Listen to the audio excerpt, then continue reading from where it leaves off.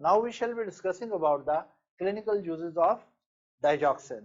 Again, it's worth reminding that digoxin is not the first line drug for cardiac failure, right? Why? Even though it's a good drug as far as inotropic action is concerned, but it has a lot of side effects which we will be discussing shortly. Because this drug has a lot of side effects and it has a very narrow therapeutic window, due to that reason this drug is not considered first line drug in case of ventricular failure, right? It is used only when you have used other less toxic drugs and those drugs fail. For example, you should use diuretics for cardiac failure. With that, you should also use angiotensin converting enzyme inhibitors as well as in some situations beta blockers, right?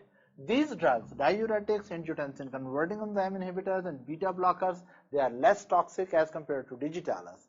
Number two, because these drugs, diuretics, ACE inhibitors and beta blockers, these drugs you can say reverse the neurohumoral compensatory mechanisms. Because they inhibit the neurohumoral compensatory mechanism, so they reduce the long-term pathological remodeling going on in the myocardium. And due to that reason, not only these drugs reduce the symptoms, they also increase long-term survival. So they have an advantage because such drugs increase the long-term survival. When we talk about the digoxin, digoxin is very effective in reducing the symptoms of systolic left ventricular failure. But along with that, it produces a lot of side effects. It increases the risk of tachyarrhythmias. It increases the risk of myocardial infarction. Due to such toxic effects, long-term survival is not increased by use of Digitalis. Digitalis is specially used in the patients with left ventricular systolic failure, and this left ventricular systolic failure at advanced stage, right? Intractable left ventricular systolic dysfunction.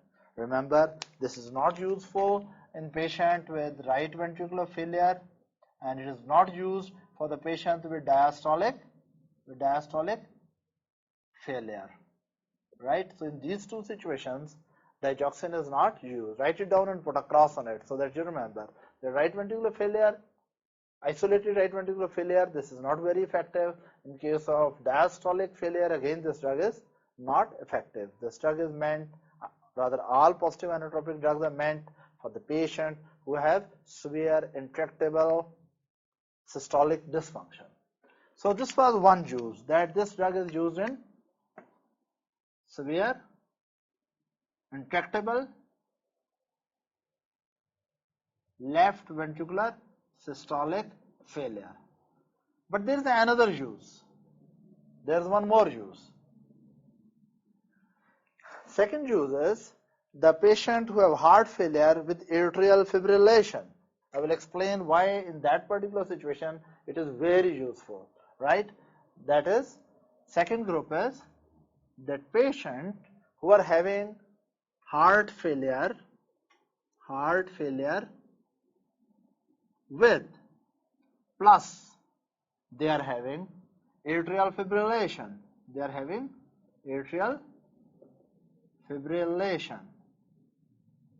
Right? Now question is that what is very special about this thing where digoxin is really considered very useful? Let me explain it, right? Now what we can say that, let's suppose you understand, just to explain, this is your heart,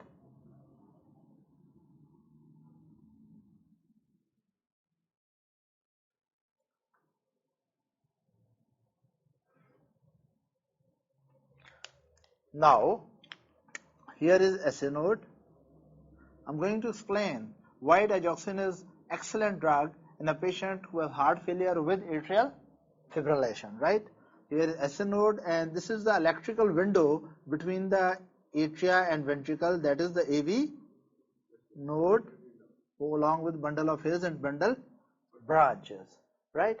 Now when we say someone has, let's first concentrate on atrial fibrillation. If I say someone has chronic atrial fibrillation, what is happening in atrial fibrillation? In atrial fibrillation, the electrical activity in atria is more than 350 per minute. Remember, this is not the mechanical activity, this is the electrical activity. The electrical activity in the atria is, right? When we say there is atrial fibrillation, it means electrical activity in the atrium is more than 350 per minute. In such fibrillating atrium, there are multiple electrical currents, right? Patient has multiple depolarizing current which are simultaneously trying to stimulate the atrium. And what you really see that there are multiple electrical vectors which are present in the atrium, and these multiple electrical vectors are hitting the AV node at irregular interval, at a very frequent and irregular interval. In atrial fibrillation, there's too much electrical activity in the atria, and electrical impulses, right, from the atrium are hitting the AV node at very high frequency and at irregular intervals. Now, the major concern here is, look, the major concern here is that all this increased electrical activity from the atrium should not pass to the ventricle, because if most of these electrical impulses through the AV node pass to the ventricle, they will precipitate ventricular tachyarrhythmia, a nightmare. Again, atrial tachyarrhythmia is not dangerous. Why? Because the real cardiac output is maintained by ventricles. Cardiac output is maintained by the ventricles. Ventricles are the real pumps. Atria are the primer pump. Atria just play a role in filling the ventricle only 20%. What is the role of atrium? Listen, they are just acting as a primer pump. Ventricular 80% filling is passive. Atrial contraction contribute only 20% of ventricular filling. If a patient is having atrial fibrillation, then electrical activity in the atrium is so fast, the mechanical activity cannot catch up. So fibrillating atria, even though electrically very fast, becomes a mechanical failure. So fibrillating atria don't pump. Is that right? But still cardiac output is maintained well due to which activity? Ventricular activity. Now, if lot of electrical impulses from the AV node pass to the failing heart or ventricles, then ventricle will develop tachyarrhythmia. And you know, if ventricular electrical activity goes beyond a certain point, then ventricles also fail as a mechanical pumps. Is that right? So, the first line of management should be that we should terminate the atrial fibrillation. But if we cannot terminate the atrial fibrillations are resistant, they are refractory, they are persistent, then we are left with only with one choice, that we inhibit the AV node so that lower story should be protected from upper story electrical dysfunction. Again, the only choice we are left with is that we should give some drug which can inhibit the AV node. So out of 400 impulses, 350 plus impulses, or out of 400 impulses, only maybe 70 or 80 impulses should go down, so that ventricular response rate should be under control, so that atrial fibrillation does not precipitate ventricular tachyarrhythmia, right? So if some patient has left ventricular failure, with that he is having atrial fibrillation, digoxin makes a wonderful drug. Why? Because already you know that digoxin loads the myocardial cell with calcium, so it increases systolic contraction, so it is good for failure, right? Secondly, you know that digoxin, right, it stimulates vagus also. When it stimulates the vagus actually, when vagal tone to AV node is increased, when vagal tone, digoxin increases the vagal input to SA node and AV node both, right? And when AV node is under digoxin induced stronger vagal stimulation, vagus inhibits the AV node. So until patient is digitalized, vagus is overstimulated, it is inhibiting the AV node, and it does not allow the AV node to take too much impulses from the atrium to the ventricle. Right? Vagal stimulation will inhibit the AV node. Yeah. So what we learn now, digoxin has primarily two functions. It is positive inotropic drug as well as this is vagotonic drug.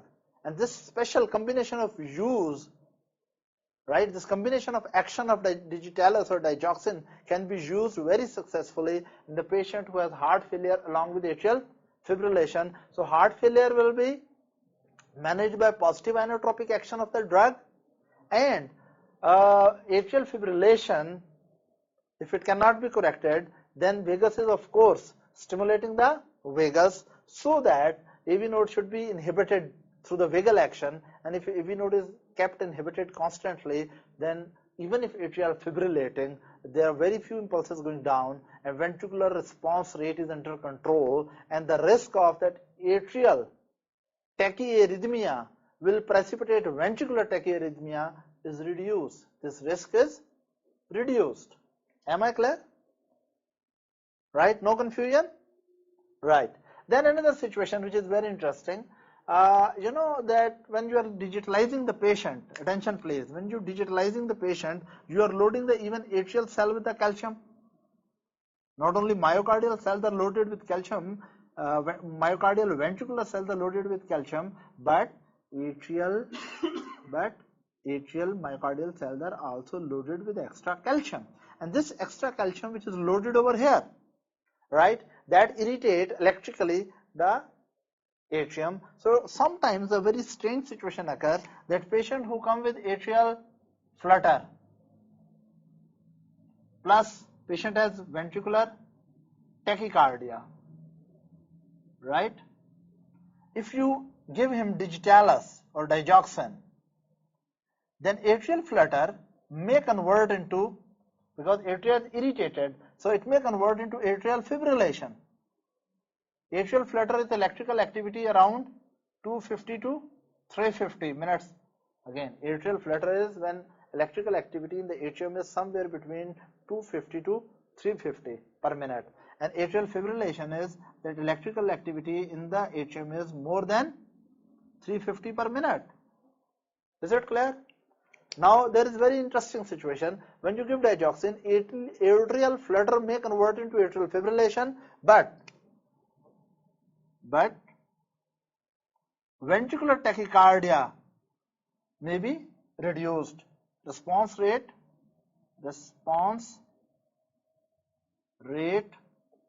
in ventricle is reduced. So if patient was having atrial flutter after digitalization may convert into atrial fibrillation. Apparently it looks bad, but at the same time digoxin inhibits the AV node. Due to that reason, ventricular tachycardia, let's suppose it was 180 beats per minute, right? It becomes only 80 beats per minute.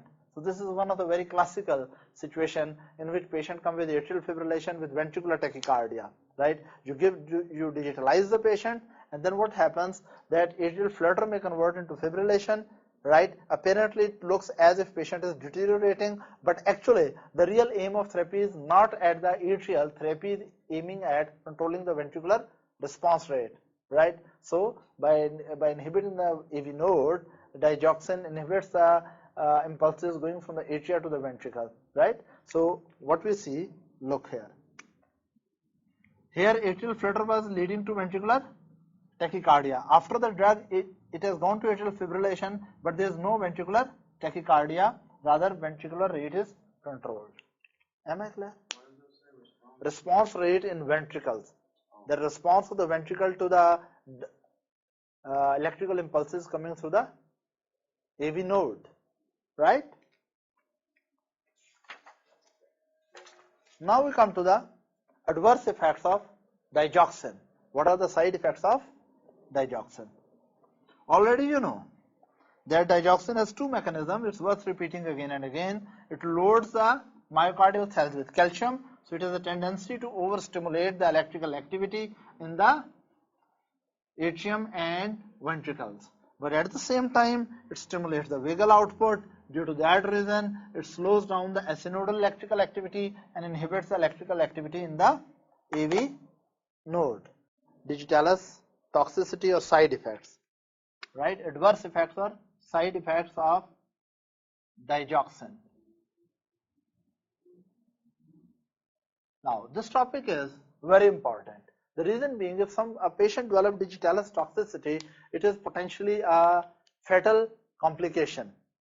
And with proper management, you can save the life of the patient.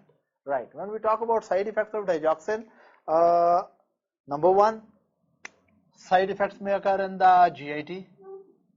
Right. As you know, it stimulates the vagus, it produces autonomic upsets. Right. So autonomic supply to GIT is also irritated, and it may produce anorexia, nausea, and vomiting. Right. This drug may produce anorexia, nausea, and vomiting. Again, no need to remember it. Most of the drugs do that. The second is the most important problem. This side effect, there's so many drugs which do, but second side effect is the most important. These are cardiac side effects. Right? Cardiac side effects. Now let me draw a heart here, and let me tell you what are the cardiac side effects.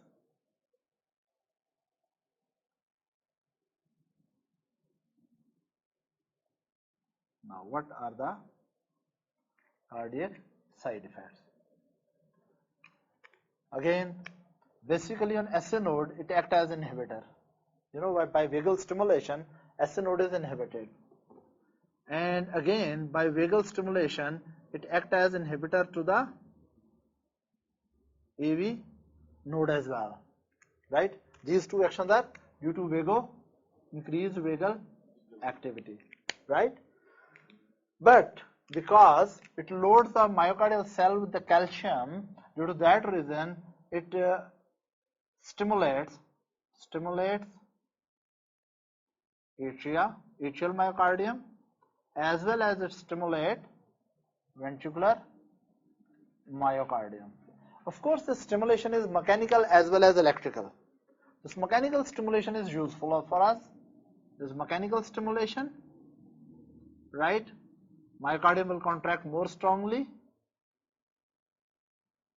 and there is also electrical stimulation, because when myocardial cells are loaded with the, yes please, calcium, the resting membrane potential, when these cells are loaded with cations or calcium, then resting membrane potential become more near to threshold, and sometimes resting membrane potential touches the threshold and myocardial cell develop abnormal automaticity. They develop an increased tendency for abnormal automaticity. So in the atria and ventricle, abnormal electrical impulses start, or ectopic foci start, and these ectopic foci start in the atrium and ventricle. Right? These ectopic foci will start in the atrium and the ventricle. They may produce atrial tachyarrhythmias. Right? Now listen, that they can produce atrial tachyarrhythmias, atrial tachycardias, rather atrial premature beats, right? Atrial tachycardias, atrial flutter, and even flutter may convert into atrial fibrillation. So this is progressively getting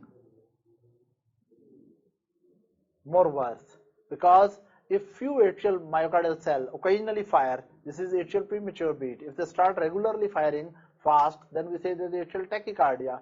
But if firing rate is more than 250, between 250 to 350, then we say there is atrial flutter.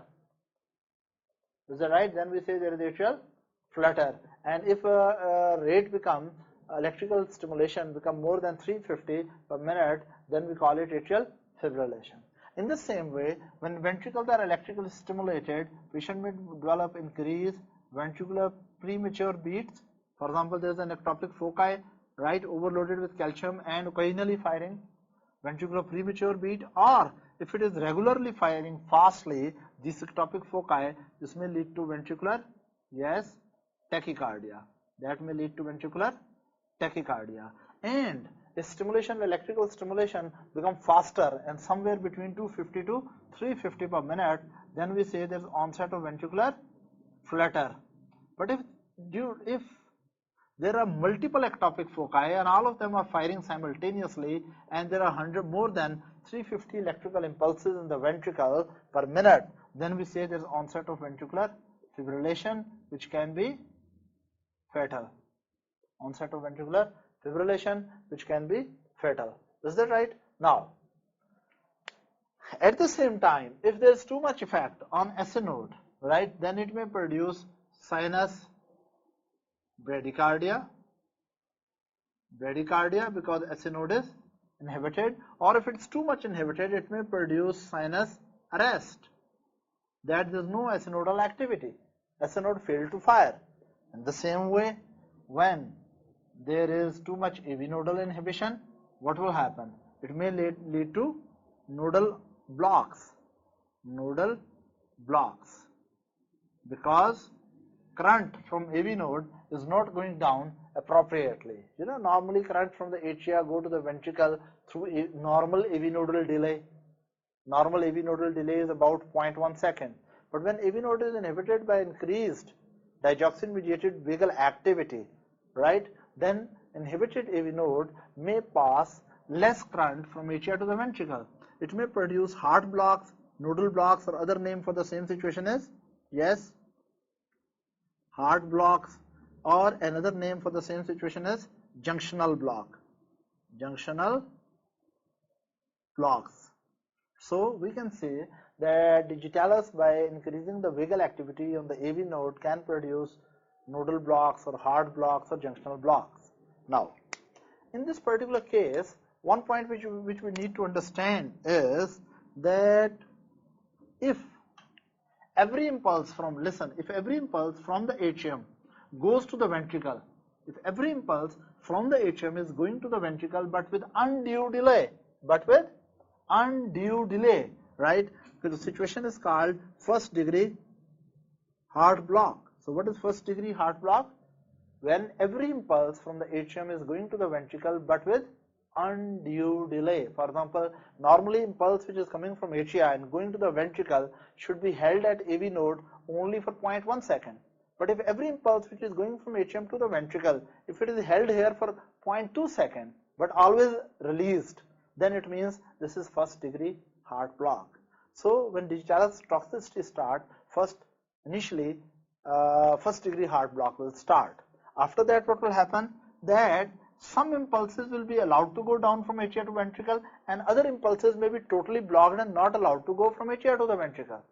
It means block has increased, right? For example, out of 100 impulses, 30 impulses or 50 impulses go down and 50 do not transmit through AV node, right? So it means now block is increased and some of the atrial impulses are conducted through the ventricle and other atrial impulses could not pass through the inhibited AV node, right? So this is called, yes, second degree heart block.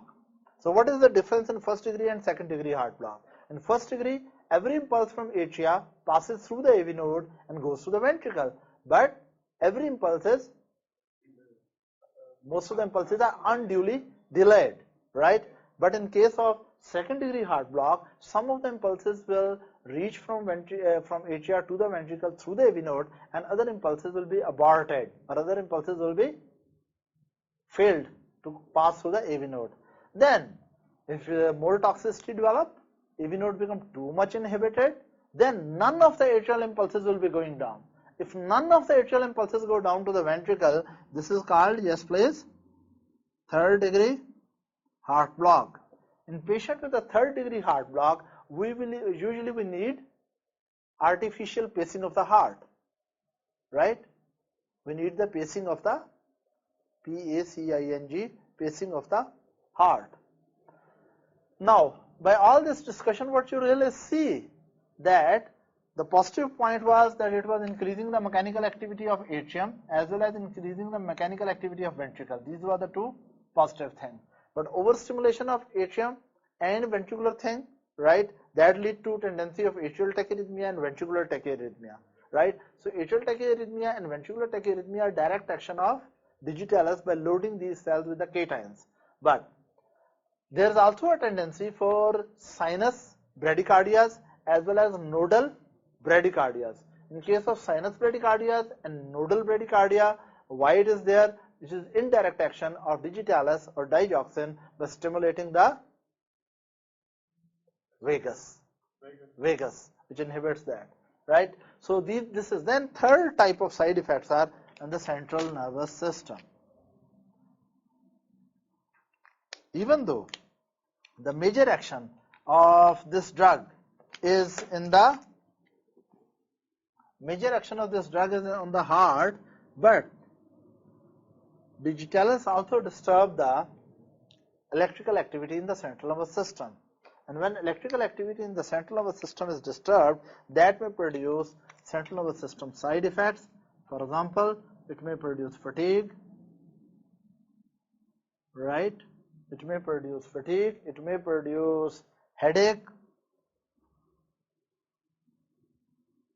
right? Confusion, delirium. Okay, let's clear these terms. What is meant by confusion? What is meant by confusion? Yeah, patient is disoriented in time, place and person. Patient is disoriented who they are, who are the people around them, where they are, what is the time, what is the day, right? So patient is confused, or we say that the patient is disoriented in time, place and person. And what is delirium? What is delirium? Yes, Victor. Delirium is a custom to What is delirium? when the people feel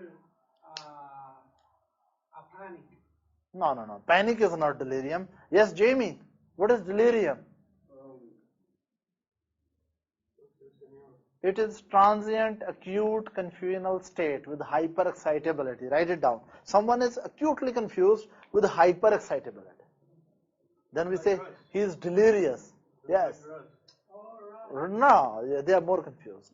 And they are acutely confused. And with that, they are hyperactive. Right?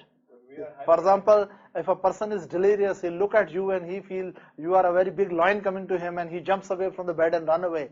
Right? It means he is delirious. Because he was confused, he could not perceive you well. Right? Even the doctors may be perceived as angels in confusion, or they may be perceived as something very dangerous, and patient may run away from the bed or even from the operation table when he is delirious. Or once I have seen a patient who was delirious, that he put a big slap on the person who was doing physical examination of the patient, because he thought that maybe doctor is exploring something inappropriate in an inappropriate way, right? So patient was confused, so he really had a chance to misbehave, right? Yeah. Excuse me.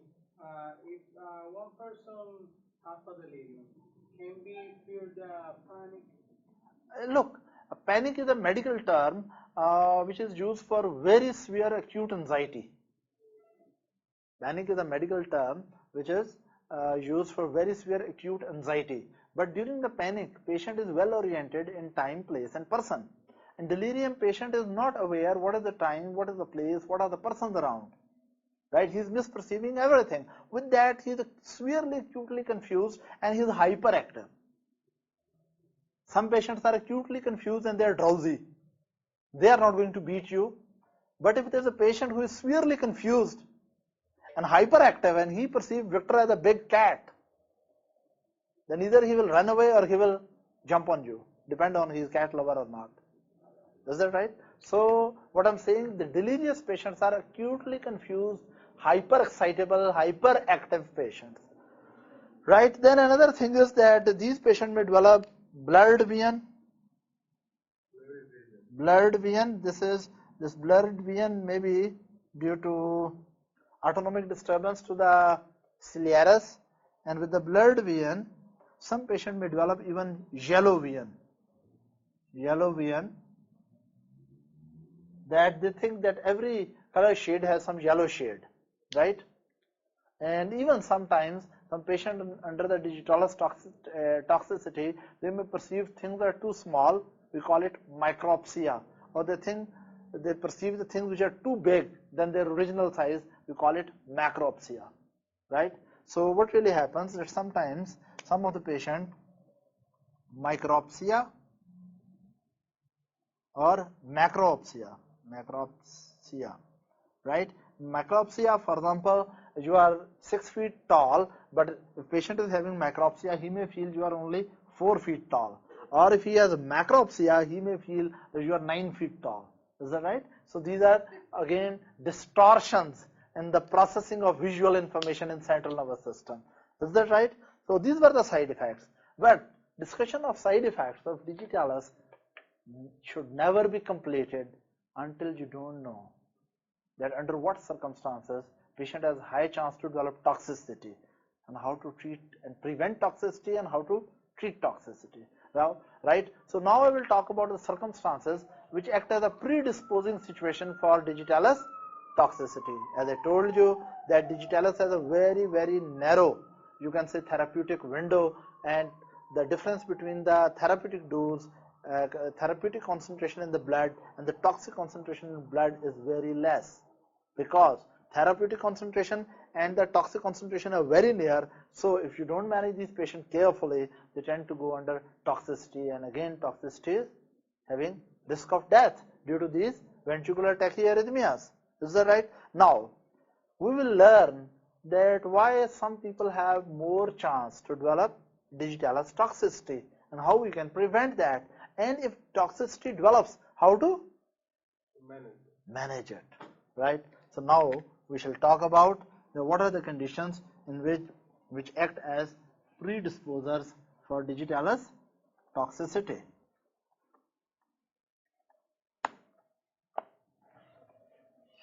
The most important, single most important point, if you have to remember, is the potassium level in the blood. Let me explain how.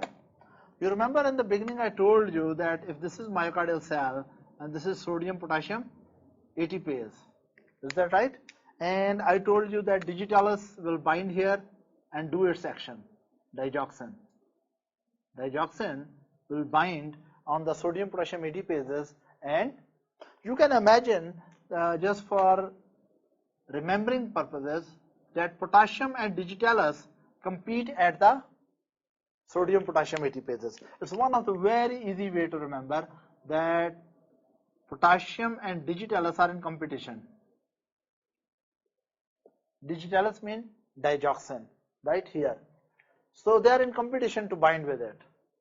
Now due to any reason, if patient develop hypokalemia, if your potassium levels go down, what will happen? Digoxin has less chance to work or more chance to work? More chance to work. Yeah, and if digoxin is working more, it will overload with cell with pathological amount of calcium, and that may precipitate dangerous arrhythmias. Is that clear? It's so easy to understand that potassium levels are extremely important in these patients, because patients who are in heart failure, if their potassium level is fluctuating too much, you cannot digitalize the patient in a stable way, because if due to some reason they develop hypokalemia, then with the same concentration of digoxin in the blood, there will be extra action of digoxin. For example, if my potassium level is 5 milli, what is the normal potassium level? Normal potassium level is between 3.5 to 5.5 milli equivalents per liter, and you must know, all of you, right, as you know your own names, because a little fluctuation in potassium level can be fatal for the patient, right? What is the normal potassium level? It is somewhere between 3.5 to 5.5 milli equivalents per liter. Now let's suppose, if my, attention please, if my potassium level is 5 milli equivalents per liter and you digitalize me, and then my blood concentration of the drug is okay and you get the desired action, but after 3 weeks, due to some reason, my potassium levels go up, the same therapeutic dose and therapeutic concentration of the drug may convert into toxic concentration, because when potassium will go down in my blood, then digitalis has extra chance to work on these sodium potassium ATPases, load these cells with extra amount of calcium, and too much calcium, you know that it electrically irritates these cells, and there's a higher risk of tachyarrhythmias. Now, question is this, that why the question potassium level will fall? Answer is, most patients who are heart failure patient, they are already under the diuretic. So whenever you digitalize the patient, the chances are patient is already on diuretics. And if you really know, loop diuretics and thiazides, they are potassium wasters. Do you know that or not? Loop diuretics and thiazides, right? These diuretics lead to cheliuresis. They lead to loss of potassium in the urine. So a patient who are on loop diuretics and thiazides, they have a tendency to develop hypokalemia. And if at the same time these patients are digitalized and patient develop hypokalemia, then digitalis toxicity will set in. Am I clear? You are not clear. Listen, I'm a patient with cardiac failure, right? My potassium is 5 milliequivalents per liter, and you adjust the digitalis dose and get the good therapeutic action, and my heart start working good, right? You are happy and I'm also happy. Now, because I'm a cardiac failure patient, so I must be already on the diuretics also. And if I'm using diuretics, there's a probability that if you are not taking care of my potassium level, or if you are giving me loop diuretics or thiazides, there's a tendency that I will develop hypokalemia, right? Because these are potassium wasting diuretics. And when my potassium level will go down from 5 to, let's suppose, 3 milliequivalent per liter, then the previously good concentration, previously the therapeutic concentration of digitalis will now convert into toxic concentration, because potassium level has gone down and potassium is no more opposing the action of the digoxin, and digoxin will work more and it will produce toxicity. Is that right? Am I clear? Yes? So you have to maintain the potassium level in order to properly digoxin.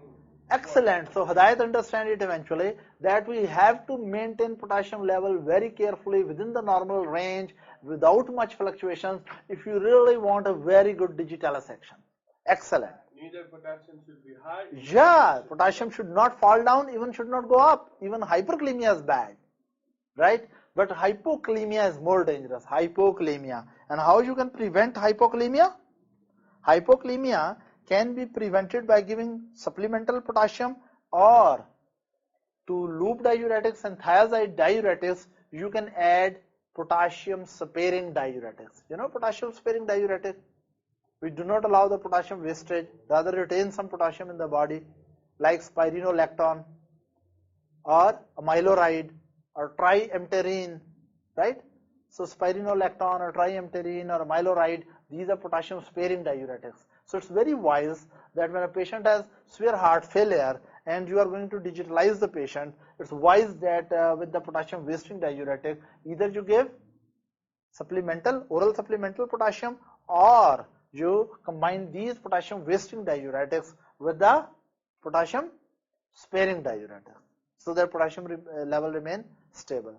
Another ion is that which is like potassium competing with digoxin is magnesium.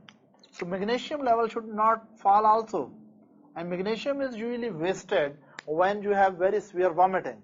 For example, if a patient start digitalis toxicity, he will develop nausea and vomiting, and if he is vomiting, he starts losing magnesium out of the body, and reducing magnesium also increases the toxicity of digitalis, right? So we have to take care about the potassium level, as well as we have to take care about magnesium level. Then another important point. Are you understanding? Are you going conceptually, or you are just? Yeah. You are really going. Yeah. Now another thing. It is written that even calcium level in the blood influence the toxicity. Of course, digoxin loads the calcium, and if you develop hypercalcemia, toxicity is more or less. More, yes. You are so intelligent to guess it, that patients who have hypokalemia or hypercalcemia have higher chances to develop toxicity. right? So if you, why? Because if you have high level of plasma calcium, then digitalis will extremely overload the cells and precipitate tachyarrhythmias. Is that right? Which may be fatal. So yes, please. What's your question? Okay, before to give a patient Digitalis, you have make exam oriented. Excellent. He has a very intelligent comment. He is saying before digitalizing a patient, is it good to take potassium level and calcium level and magnesium level? I don't say it's good. It is absolutely mandatory to take the potassium level. No wise doctor ever starts giving the digitalis to the patient without knowing the baseline potassium level. Is that right? I told you in these lectures, I'm teaching you step 1 as well as step 2 as well as step 3, plus I'm making you a good doctor. And step 4 is coming in there. Yes. Is the magnesium level? I think all of you love digitalis toxicity. Is there any special relation with you? Yes, Jamie, you have any special question? Yes. If the magnesium levels are too high, then the patient will have what? No, magnesium level usually the risk is too low. Potassium level can be high and low. Calcium level can be high and low. Usually there is hypomagnesemia, and that is due to vomiting. Is that right? So when we will manage the toxicity, vomiting will be okay and magnesium will be corrected.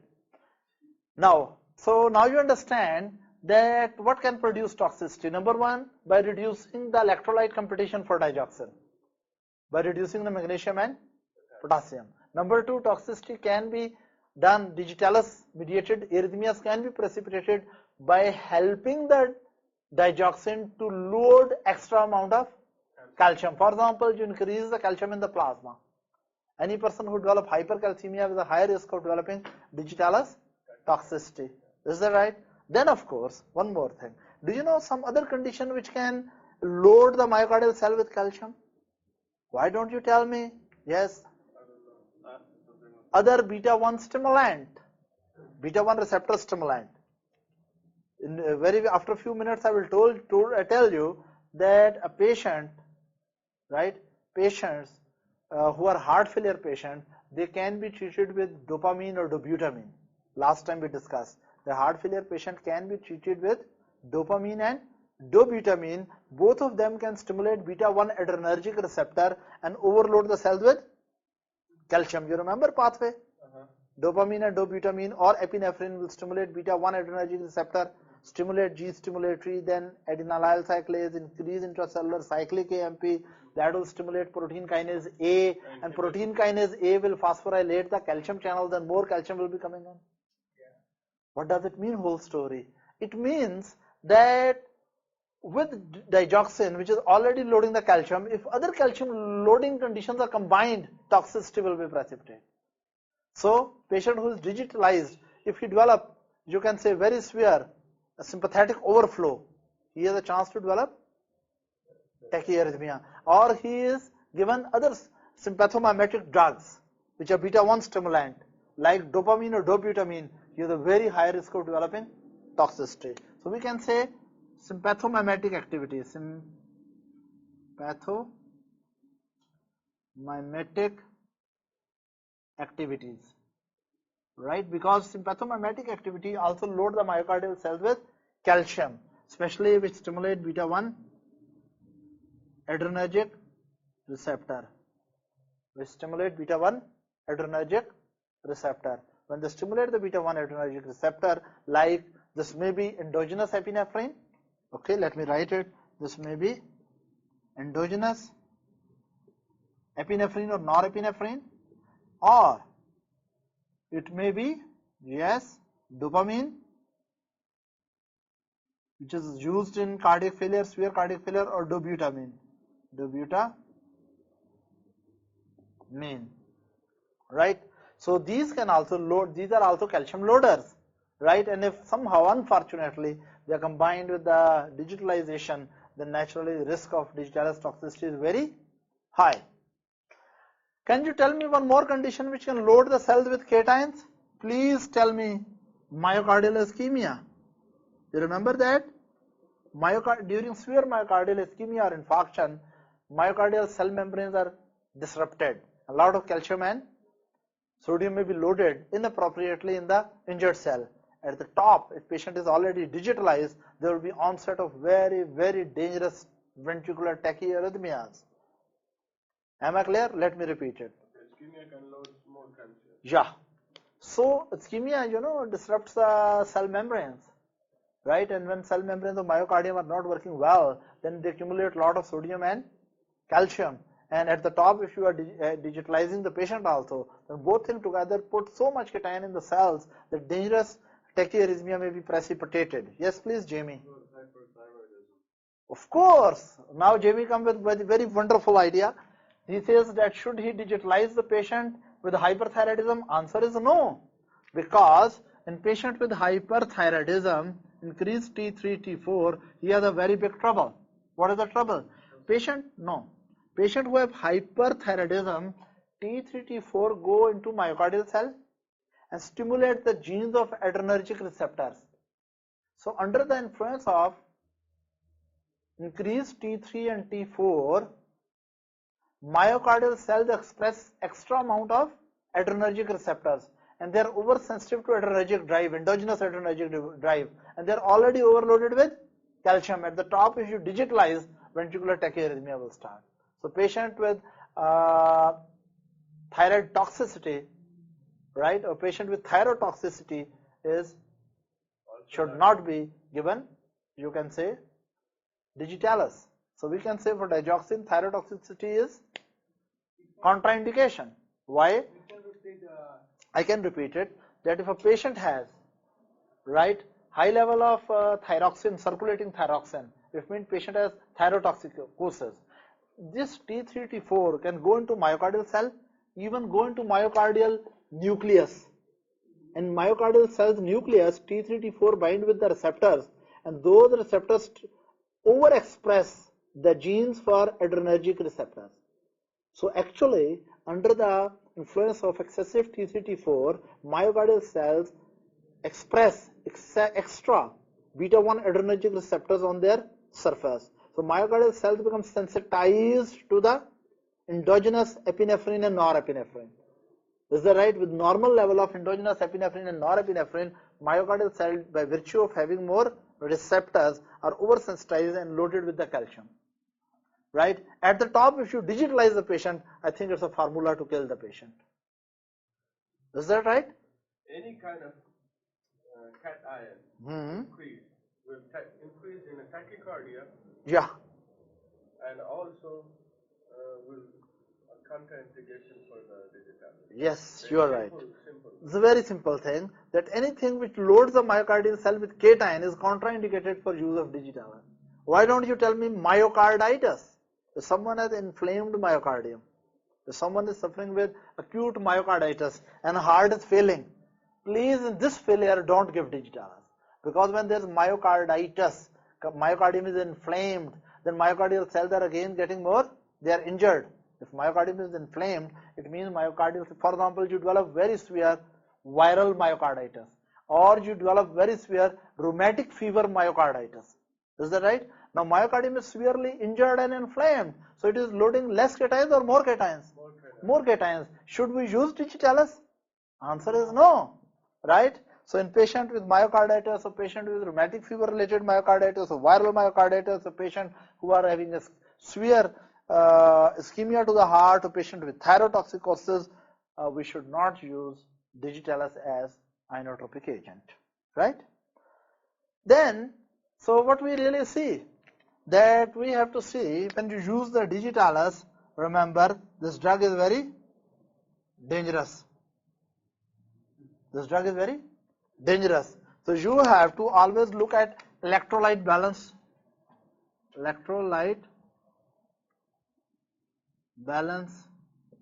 You need to look at concurrent illnesses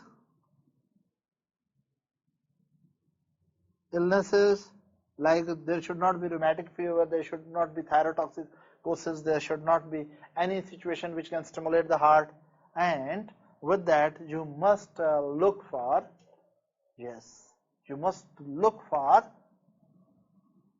other drugs which are contraindicated, other drugs used. For example, Quinidine should not be used. Quinidine. I will explain why. Quinidine is what? It's like blood thinner? It is quinidine is antiarrhythmic drug. In patient with the which are digitalized, quinidine should not be used, amiodarone should not be used, verapamil should not be used. Amiodarone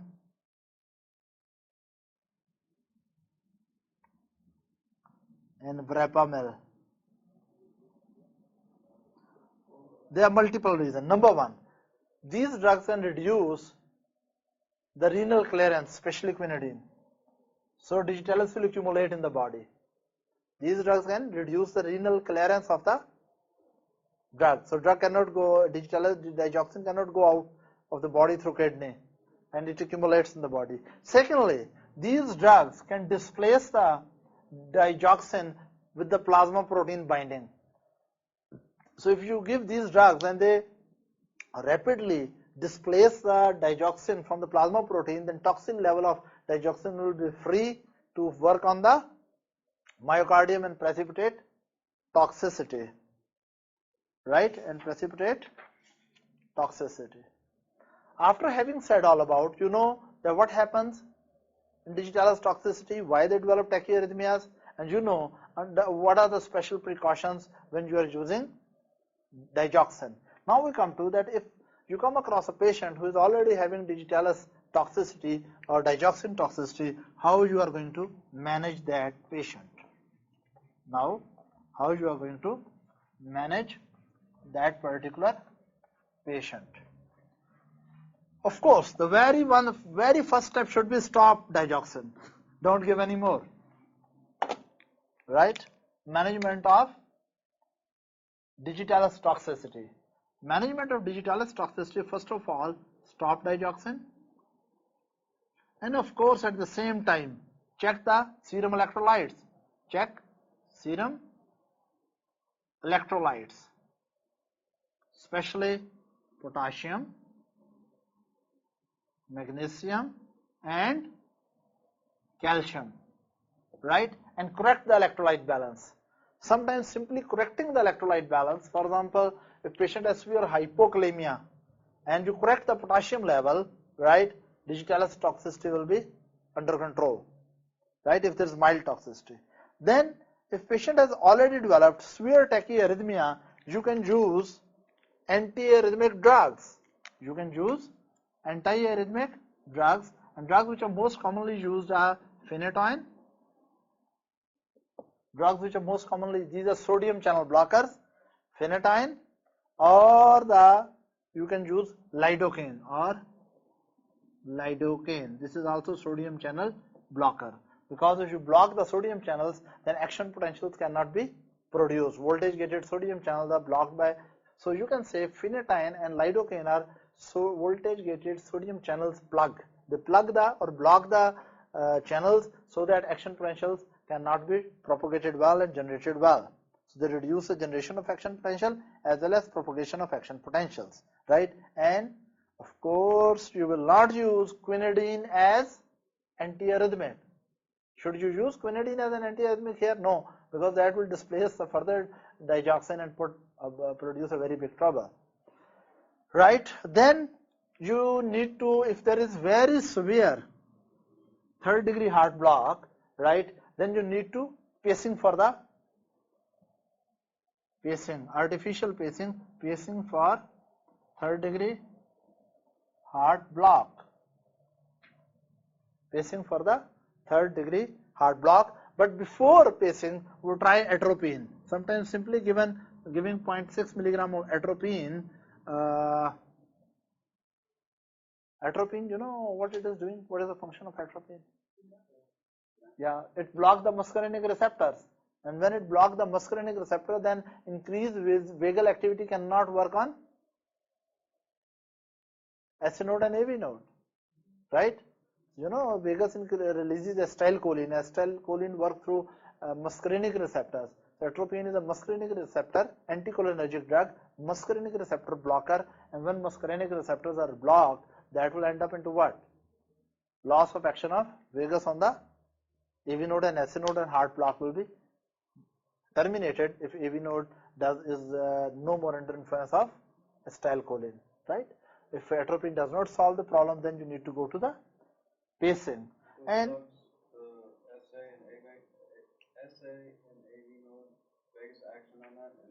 you know, look, vagus Digitalis stimulate the vagi, and stimulated vagus releases too much acetylcholine on AC node and AV node, and acetylcholine work on muscarinic receptors, and muscarinic receptor, when they are stimulated, they inhibit AC node and AV node, and if AV node is too much inhibited, cardiac block or heart block will occur. Is that right?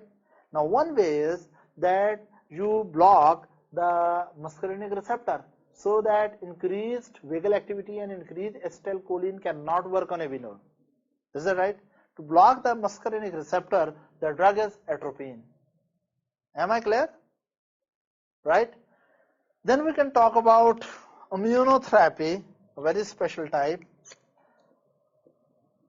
You know, we have made antibodies.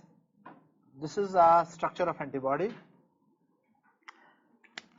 These are, what is antibody? Antibody has two heavy chains and two light chains held together by, yes, disulfide bonds. They are held together by disulfide bonds. Is that right? Actually, scientists have developed antibodies against the Digitalis. They have developed antibodies against the Digitalis. Now, this portion of antibody is called FAB, the fragment which bind with the antigen, and this is called FC fragment. Now, what we really do, that scientists have developed antibodies against the digoxin, so that these antibodies can bind the digoxin here and bind the digoxin here, right? And this tail FC portion is digested away. So this antibody is available like this, right? This antibody is called that DigiBind. What is the name of this antibody? Digoxin bind. DigiBind, right? What are these? These consist of FAB portions, fragments, antigen binders, right? And what is antigen? Digoxin. So you give injection of this immune material, that is FAB antibodies or DigiBind, to the patient, right? So that it can go and bind with the digoxin, and then digoxin no more available to act on the myocardium. Is that right? There is one problem. The digoxin has a long half-life, and DigiBind has a relatively shorter half-life. Because DigiBind has shorter half-life, so what really happens that we have to repeat this injection of this DigiBind again and again until Digitalis toxicity is really terminated. Am I clear? So again, in a nutshell, how you manage the Digitalis toxicity? First of all, stop Digitalis. Number 2, correct the electrolyte balance. Number 3, that if they are tachyarrhythmias, control them by phenytoin or lidocaine. If they are bradyarrhythmia, then you control them with atropine or by pacing. And if there is, you can say, too much toxicity, then you will go for what thing? DigiBind, right? And they will neutralize the digoxin which is there. What is right? The patient is bradycardia? No. Some patients may be in severe tachyarrhythmias, some patient may be in cardiac block, some patient may have atrial tachyarrhythmia with nodal blocks. The classical presentation is, the classical and characteristic situation is that patient who come with atrial tachycardia with AV nodal block. If patient has atrial fibrillation with AV nodal block, it is digoxin toxicity until proved otherwise. Am I clear?